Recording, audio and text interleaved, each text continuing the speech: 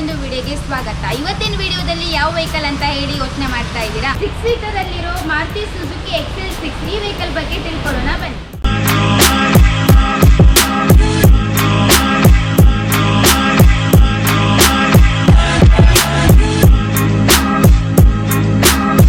Maruti Suzuki XL6 alpha 2021 model ಅಲ್ಲಿ ಇದೆ. 48,000 kilometres driven ಆಗಿದೆ. ಸಿಂಗಲ್ ಓನರ್ಶಿಪ್ ಅಲ್ಲಿ ಬರುತ್ತೆ. ಪೆಟ್ರೋಲ್ ಫ್ಯೂಯಲ್ ಅಲ್ಲಿ ಇದೆ.